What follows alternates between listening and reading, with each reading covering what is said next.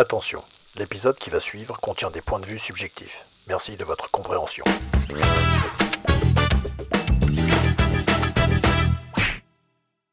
Bonjour à tous et bienvenue, je m'appelle Fabrizio Deitos et nous voici pour un nouvel épisode de Rends ma photo fabuleuse Fab. Et oui, ça faisait très longtemps, mais je ne vous ai pas oublié, comme vous le voyez. Comme toujours, si vous souhaitez participer, vous envoyez vos photos à cette adresse et je me charge du reste. Vous avez tous les détails dans la description, si vous voulez en savoir plus, faites-vous plaisir. Aujourd'hui, nous allons travailler sur deux superbes photos envoyées par Maria Osier Ramos, et j'espère que je prononce bien son nom, que je remercie infiniment, et qui nous demande s'il serait possible de les traiter en noir et blanc, ce que nous allons faire avec grand plaisir. Nous passons donc directement dans Photoshop pour l'analyse des images. Alors, on aurait pu partir sur cette composition de base, mais j'ai préféré recadrer en mettant le sujet sur le tiers droit de l'image, ce qui fait que entre le cadre et ce qu'il transporte, ça l'isole un petit peu, tout en gardant une composition un peu plus dynamique qu'un personnage trop central. Nous faisons bien évidemment le traitement en noir et blanc.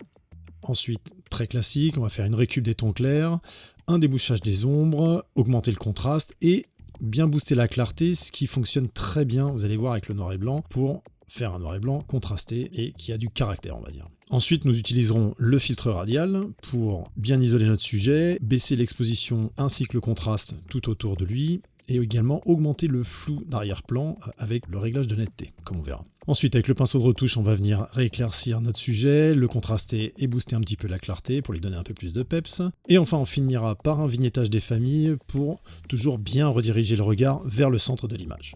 Et ce sera tout pour cette première photo. Ensuite, nous passerons à la deuxième photo, et là encore une fois pareil, recadrage pour essayer de virer une partie du ciel qui n'est pas très intéressante, et essayer d'avoir un format un peu plus panoramique qui renforce assez le mouvement et la composition. Traitement noir et blanc bien sûr, et la même punition, récup des tons clairs, débouchage des ombres, augmentation du contraste et boost de la clarté, parce qu'avec le noir et blanc ça fonctionne bien. Ensuite, ce qu'on va faire, c'est qu'on va jouer sur les luminosités des composantes couleurs, notamment du canal bleu et du canal vert, pour densifier le ciel d'une part et éclaircir d'autre part la végétation, ce qui va nous permettre de faire ressortir un peu plus nos personnages.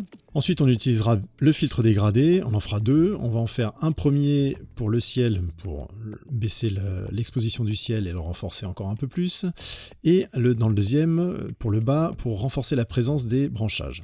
Petit travail local avec le pinceau de retouche, ce qui nous permettra d'augmenter l'exposition et la clarté pour leur donner du peps. On baissera également un petit peu la végétation, la présence de la végétation, notamment en utilisant la clarté négative pour une fois. Ah oui, ça arrive aussi. Et enfin, on finira par un vignettage, mais léger cette fois, pour toujours fermer un peu plus le cadre et apporter plus de luminosité au centre de l'image, là où on le souhaite. Et nous passons directement dans Lightroom pour mettre tout ça en œuvre. Donc, nous commençons par la première image, avec le recadrage, pour positionner notre personnage au niveau du tiers. Voilà, quelque chose à peu près comme ça, un peu plus même. Voilà. Voilà, on valide comme ça. On passe l'image en noir et blanc, donc soit en cliquant sur le noir et blanc, soit en utilisant le raccourci V. Puis, on augmente le contraste. On fait une récup des hautes lumières. On débouche les ombres. On éclaircit un petit peu les blancs, mais pas trop, en faisant gaffe à l'histogramme toujours, pour pas trop cramer de zone. Pareil pour les noirs, là on va les renforcer, même si effectivement on va boucher sévèrement certaines, ça c'est pas trop grave encore, ça sera moins dramatique. Et on va bien booster la clarté, et vous voyez déjà que niveau présence, ça cause un petit peu. Ensuite, on va s'occuper de faire notre filtre radial qu'on va configurer directement. Pour initialiser, si vous avez des paramètres, n'oubliez pas, vous double-cliquez sur effet et ça réinitialise l'outil. Donc là l'idée ce sera de baisser un peu l'expo, faire une récup des tons clairs encore, éclaircir légèrement les tons foncés, baisser un petit peu les blancs, le niveau des blancs, et éclaircir les noirs. Oui, vous allez voir, ça c'est vraiment en but de baisser le contraste. Du coup, vous voyez, en éclaircissant les ombres et en réduisant les hautes lumières et aussi en éclaircissant les noirs, quelque part, on réduit l'écart entre les valeurs les plus sombres et les valeurs les plus claires. Donc ça va nous aider. Et comme je vous disais, on va se servir d'une netteté négative pour renforcer le flou à l'arrière-plan. Voilà, là, on est bien. Alors, on décoche inverser le masque pour que ça s'applique bien à l'extérieur et non pas à l'intérieur du cercle qu'on va dessiner. Et ensuite, on vient positionner notre cercle, voilà, à peu près comme ça. Voilà. Peut-être revenir un tout petit peu sur l'expo, c'est peut-être un petit peu trop sombre. Voilà, pour avoir quelque chose quand même un peu plus naturel. Et comme ça, ça semble pas mal. On referme le filtre radial et on va activer le pinceau de retouche locale. Pareil, réinitialisation de l'effet. Et là, l'idée, ça va être d'augmenter l'expo, augmenter le contraste, baisser les tons clairs toujours, ou les hautes lumières, pardon, augmenter les ombres, augmenter un tout petit peu les blancs et renforcer encore un petit peu les noirs, augmenter également la clarté.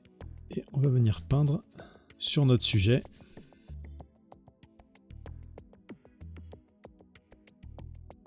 Si on montre avant, après, voilà. Ça suffit pour bien mettre en valeur notre personnage.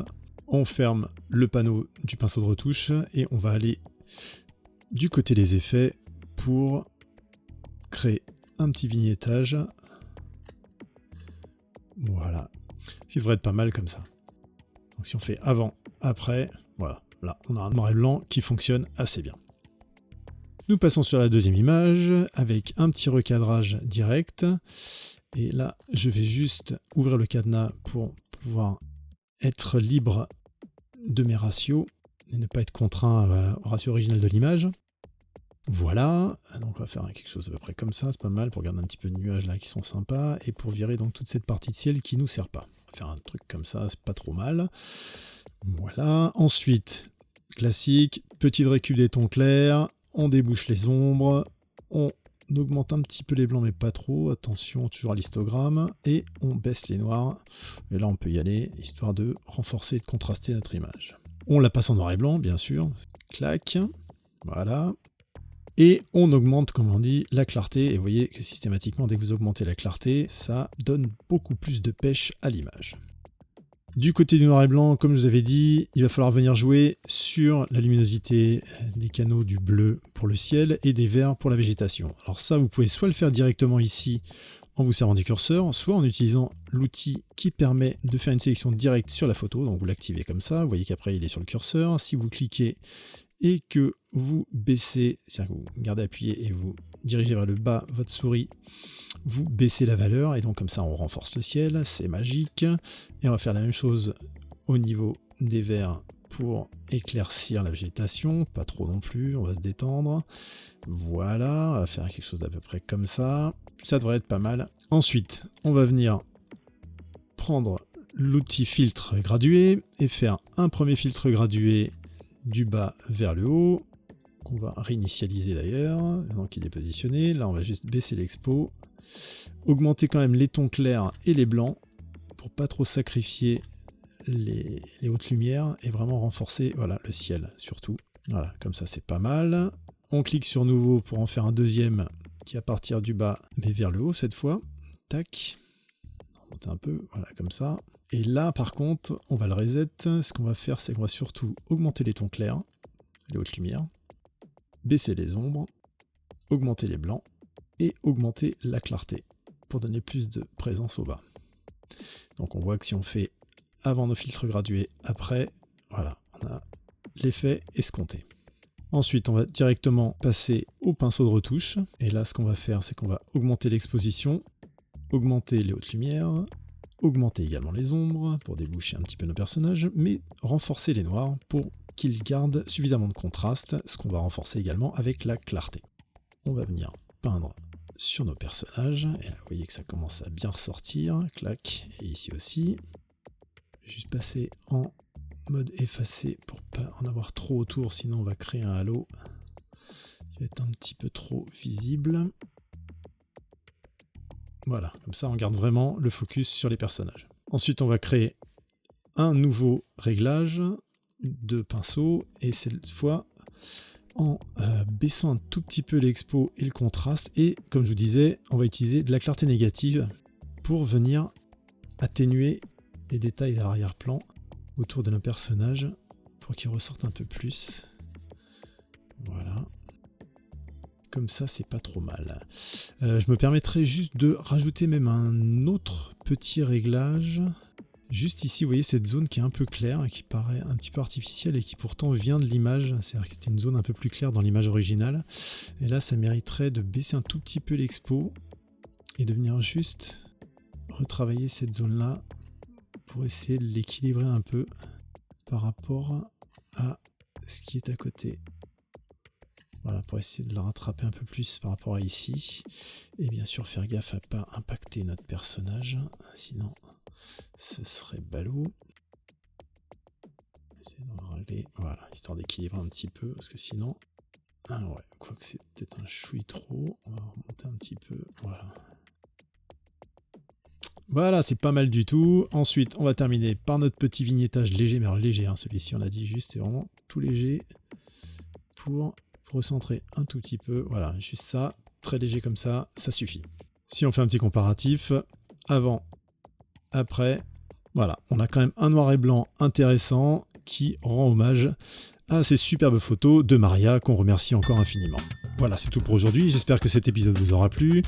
On se retrouve assez vite, promis, pour un prochain épisode des Photofab d'ailleurs. Ce sera un Photofab. D'ici là, prenez soin de vous, faites plein de belles choses et à bientôt.